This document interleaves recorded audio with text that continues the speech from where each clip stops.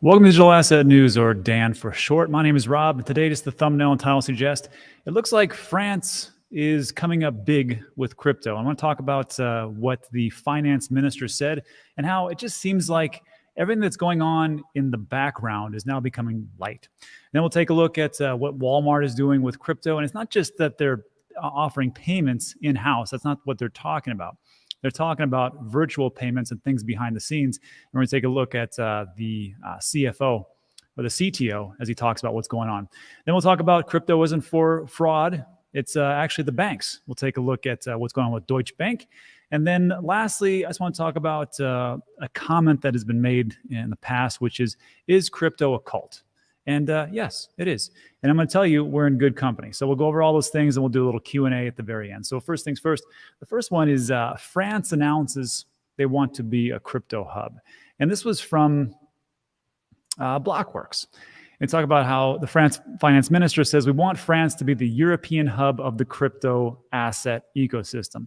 And it's not just what he says, it's about the reason why he's talking about that. And this just gives me hope for America, because America is doing the wrong things, I think. We are bickering and arguing over just the small groundwork, and that is the SEC and the CFTC. And I know Gary watches the show, so Gary, I'm just going to plead to you right now, if you could set aside your pride and the things that you believe just for a second and make some concessions and work with the CFTC and actually drop that frivolous lawsuit against XRP. That'd be a Ripple. That'd be fantastic. Let's just move forward, because if not, we got things like this where France and other European countries just pass us by. And I can just see this is where things are going. Now, to break this down into what was actually said, this is Le Maire, and he is, I think I nailed that one. He is the finance minister. He says, we want to make the European Union the world's leading economic zone for structuring and organizing the crypto market. We want France to be the European hub. Great. This is on top of the EU. European Union just agreed to its landmark markets and crypto assets law, MiCA. And you know, 6, 7, 8 months ago, we were talking about how that could have been a disaster. But thankfully, cooler heads prevailed, and now it looks like they're going forward with PO, proof of work, and different crypto. This allows crypto companies to operate across the block if they meet investor protection and stability norms. So we get this from the finance minister, and who jumps on board? Well, Binance and Crypto.com have registered with the French authorities under legislation which anticipates some of MiCA's aims. So no, they didn't just come in just because of this one statement. Look, these guys, they're huge, and they know what's going on behind the scenes. I mean, CZ Binance is a billionaire, I'm pretty sure, and it's not like he doesn't have his ear to the ground, or the people that he works with ear to the ground, knowing what's going to happen. There's a reason why Binance branches out into France, and we get stuck with Binance US, which is only available in certain states here in the US, but whatever. So this is what is going on. And then the interesting part here is not just here, Binance and Crypto.com, but it states, but French lawmakers have protested the government is not doing enough to encourage Web3 entrepreneurs. And why is that? Taxes. We want to use the year 2023 to deepen our reflection with stakeholders in order to identify if new adaptations to tax legislations are necessary. So I've talked about this on the show many times, and it's the same thing here. Crypto's not going away. Bitcoin's not going to zero. Crypto will keep growing. Some projects will go to the wayside, because that's just how it is. But it's not going to go away because there's too much money in taxes. I cannot say that enough. There's a reason why they want to bring innovation there, because innovation you can actually tax. So much to think about that in the comments section. I see this as a bullish statement. And now the next one is even more interesting. This was the Walmart story. The Walmart CTO weighs in on the role of crypto, and he says crypto will become an important part of how customers transact.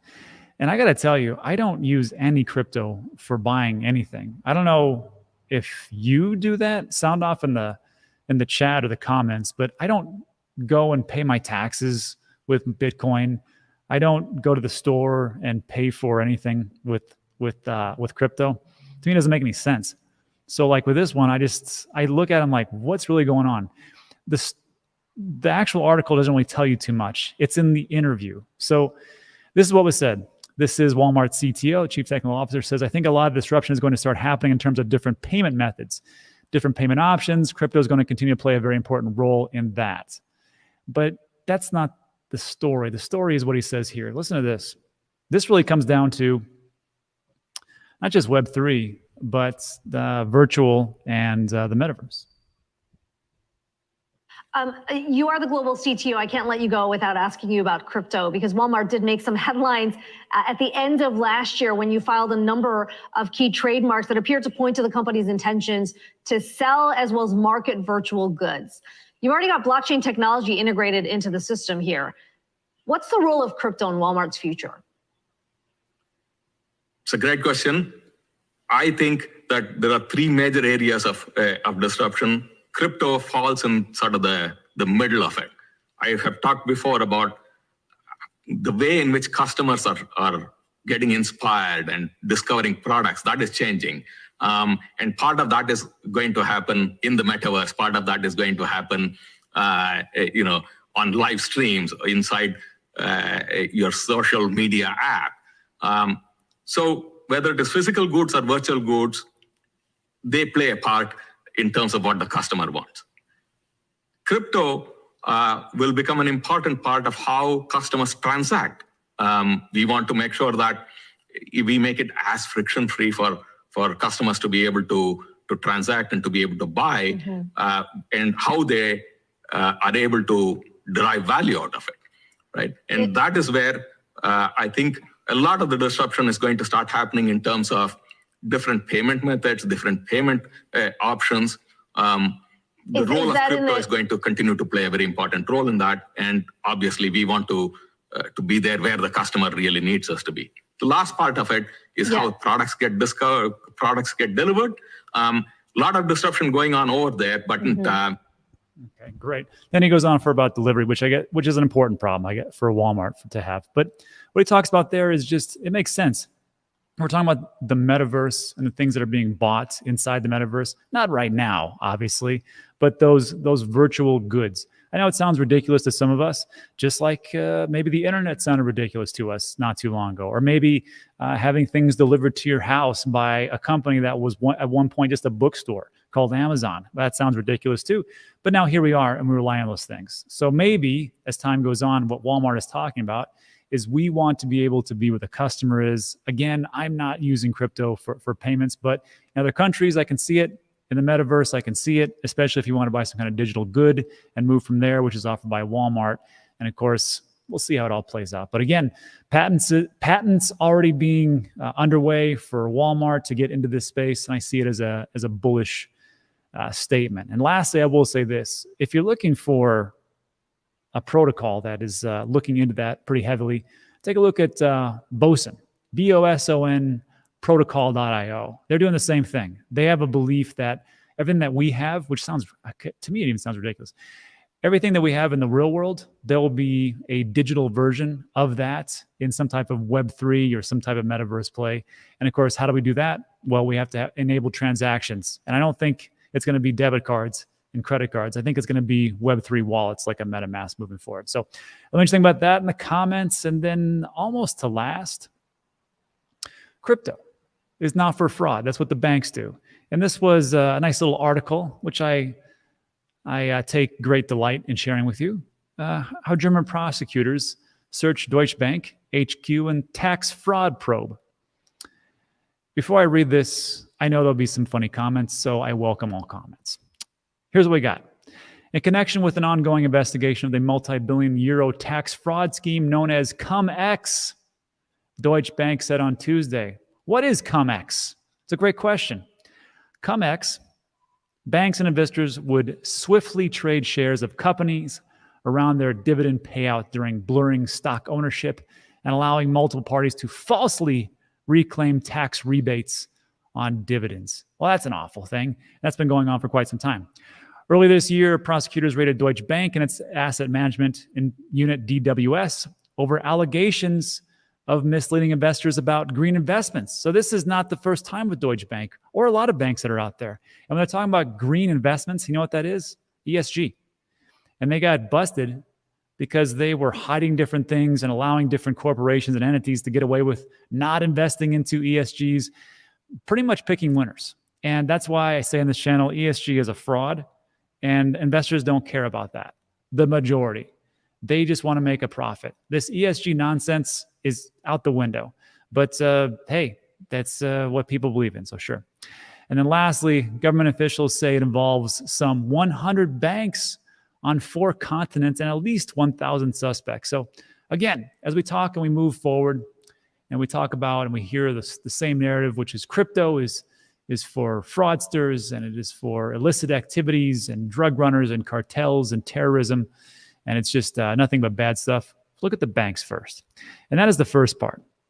And the second part is, as we take a look at the banks and their downturn, I also want to take a look at how people are preparing for, I believe, another economic downturn. I don't think it's outside the realm of possibility that we're going to have a recession in 2023 if we're not in one already. That's debatable. That's another video. But this was a summary. It was a chart, a poll from CNBC. 76% of adults are making lifestyle changes to prepare for a potential recession, according to a new survey. Which, if you think about it, 76% is pretty good, right? 3 out of 4. But then if we take a look here, like, well, what are you doing? And out of all these things, delaying major purchases like a home or a car, a third of people are delaying the purchases like a home or car. And some people are like, nope, I'm buying it right now. Who the heck is buying a house right now? Don't you know that it's going to collapse? It's going to move in the future. Now, not financial advice, not financial advisor, but come on. And then also a third, roughly, paying down debt. The rest are just kind of, maybe they're having hard times and they're racking up more debt on their credit cards because the stimmy checks are out.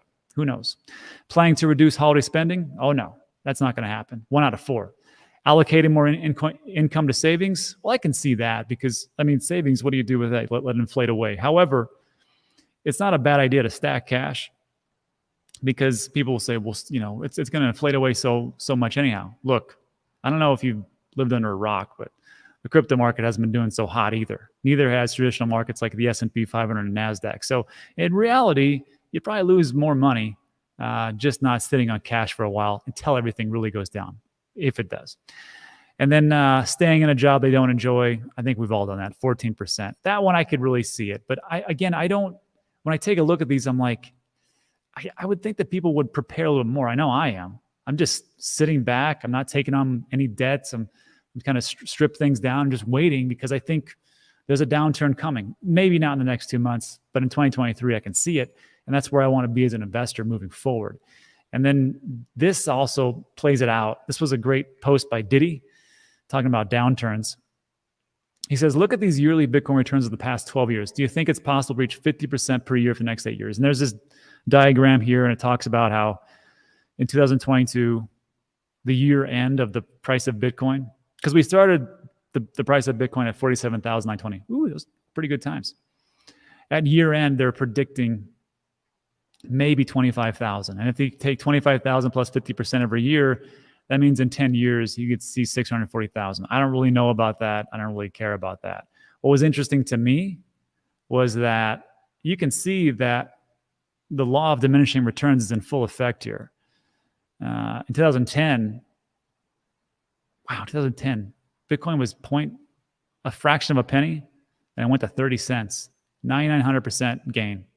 2011, 2012, which was 2012 was the first halving, and then 2013 was the first major bull run, and it went up 5,500%. Pretty good. Then it took a big dip in 2014, down 58%. One thing I want you to notice is take a look at these bull markets. You had 5,500 in 2013. In 2017, it was only 1,331. In only 2021, it was 66%. That's from the top to the bottom. And if we take a look here, so there's diminishing returns here, but one thing that's interesting here is the percent change in the bear markets. 2014, down 58%. 2018, 73%. That's pretty bad. And again, I still think we got a little ways to go. Here's those price differences in 2013 from the top to the bottom. From the top of 2013 to the bottom in 2015, 85%. Top to bottom, 2017, 2018, 84%. And for us, we're only at 71%. So again, I'm not telling you what to do. I just take a look at these numbers and go, there might be some more downturn. However, having said all that, I'm not 100% sure. So I still dollar cost average in a lesser amount. So let me know what you think about that in the comments. And the last one, I wanted to share this because all the comments about the different chains, I mean, crypto in general, let's be honest. Crypto in general is a cult. Certain projects are a cult. I remember Mike Novogratz who was calling Cardano a cult. And I was like, is that a bad? And like everybody was really ticked off when he said that. I was like, oh, is that a problem? I don't get it. What's the problem? I mean, it is. Come on. And this is a comment, which is what I've always felt like. This is from Keith Rabois. I nailed that one. Keith Rabois. That's it. He's a former exec and CEO of some of the biggest companies, LinkedIn, PayPal, Square, and Opendoor. He knows what it takes to be successful. So I said, if your crypto gets called a cult, just say thanks. Here's what he says. Every good startup is a cult. Let me say that again. Every good startup is a cult. And it's really hard to create a cult if you're sharing space with people, because a cult means you think you're better than every other startup. You have a special way of doing things that's better than anyone else in the world. Basically, you are the best. And it's hard for anybody to tell you differently. So now think about your project. Is your project cultish? Probably. But is that a bad thing? Look, I did CrossFit for years. That's a huge cult. And guess what? It has astronomical success across the entire world. So, I mean, if people say it's a cult, I'm like, what's the problem? I mean, that's just kind of builds us up. So that's fine. Now, you know who else likes CrossFit? Chiropractors. Because you get damaged and destroyed in that one, but you get in great shape. Same thing with Apple. That's a cult. See all the people that are standing outside waiting for those stupid phones, which really aren't that great. I'll be honest with you. I have one. The only thing that's really good is the new camera, but yet cultish. So, but what does it do? It propels those startups. It propels those companies to the stratosphere because people will not give up on those companies. And that's honestly what I look for. Like I take a look at different projects. I always think to myself, does this make the cut? The CUTT. And the first one, which is the C, is community. How big is the community and where are they leading things? The next parts are utility, tokenomics, and team, which are important. But I got to tell you, in the crypto market, as a speculative asset, I think it's more cultish, and I'm okay with that because that's just how it is. So anyhow, let me just think about that in the comment section. And speaking of cults, or projects that I like, Sweatcoin. I couldn't stop. I couldn't help myself. Did you know? And before you be asked, yes, I own a bunch of it. Yes, I'm biased. And yes, I saw James's video on Sweatcoin. It was very interesting about the drop in the amount of users and amount of price. Well, that's true. It's bear market. But I will say this. You know, they have 3.5 million active users in the first month. It's pretty good. And they have 110 million app downloads, because there's a difference between the app and the actual crypto wallet, which is Sweat. I think I'll do quite well. And that's what I got. So look, that concludes today for the news. Lastly, I'm just going to say this. We're going to do the Celsius update. There was a video we did. I did it with Aaron Bennett and Tiffany Fong. You can check them out on their respective YouTube channels. And we have the video coming out in, 4 hours or so. It'll be a live premiere. I'll be in the chats. I'm pretty sure Tiffany will be. I think Aaron's going to be in the chats. So you can chat with them live and ask them any question that you want to. And really what I try to do was we put together a timeline of what happened and what the different plans are and where things are going. I think this one's a do not miss. So there is a link in the description. You can check that out.